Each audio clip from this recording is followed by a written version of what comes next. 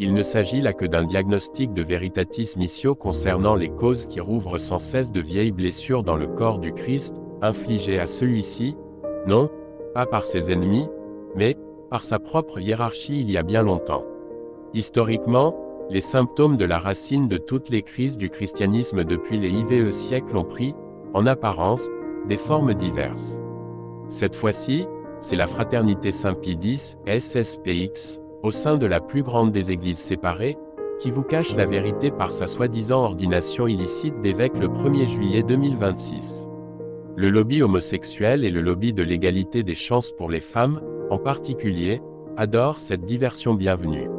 S'il vous plaît, essayez de comprendre. L'union naturelle entre un homme et une femme est permanente, car elle fait partie de la grâce originelle de la création de Dieu. Puisque ce que Dieu a uni, nul homme ne peut le séparer, rompre un mariage dans le monde physique, à distinguer d'une simple séparation de domicile, constitue un désordre dans la création, qui entraîne également le divorce des deux parties, quelles qu'en soient les causes. De même, l'union entre Jésus et ceux qui se sont unis à lui par la foi et le baptême est également permanente, car elle fait partie de la grâce originelle de sa récréation ou du salut de l'humanité, et constitue avec lui un seul corps, l'Église. Le commandement de Jésus concernant l'unité au sein de ses membres, ou de ses branches, révèle en outre que leur unité est essentielle pour que le monde puisse croire que le Père l'a envoyé.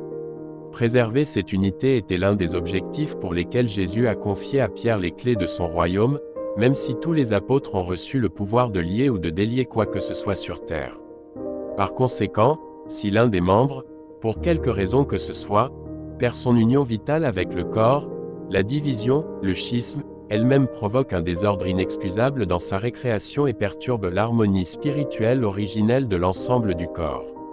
C'est pourquoi, aux yeux du juste juge, séparer quelque partie que ce soit de son corps constitue toujours une désobéissance auto-condamnatoire à son commandement. De plus, lorsque, en raison de disputes et de luttes de pouvoir, les successeurs des apôtres se sont également excommuniés les uns les autres ainsi que leurs partisans respectifs, les branches apparemment dispersées dans le monde physique sont devenues des églises séparées, ou schismatiques, chacune avec son propre pape ou patriarche. Telle est la nouvelle réalité pécheresse du christianisme dans le monde depuis les IVe siècles, qui rend également l'évangile de Jésus sans pertinence pour l'écrasante majorité de la population terrestre. Néanmoins, en raison des clés, l'Église apostolique n'a jamais remis en cause la validité de la primauté de Pierre parmi ses égaux. Par conséquent, bien que le rocher ait manifestement échoué à remplir la vocation que lui conférait son titre prestigieux, il incombe toujours au véritable successeur de Pierre de restaurer l'unité brisée du corps du Christ. Avant la fin des persécutions, la succession à la charge de Pierre était restée en grande partie une question locale au sein du diocèse de Rome. Elle s'est toutefois compliquée lorsque la hiérarchie a imprudemment accepté l'ingérence de l'empereur Constantin le Grand dans la gouvernance de l'Église. Puisque Jésus a librement choisi Pierre pour être le premier parmi les apôtres, il lui revient également de choisir son successeur dans la lignée. De plus, l'assurance qu'il donne dans l'Évangile selon laquelle les portes de l'enfer ne prévaudront pas contre son Église s'applique manifestement à l'Église tout entière, la tête et toutes les parties du corps réunies. Nous ne pouvons donc pas tenir pour acquis que le choix de Pierre par Jésus dans l'histoire corresponde toujours à un pape actuel, voire parfois simultanément à 2 ou 3 papes, issus de l'une quelconque des églises séparées.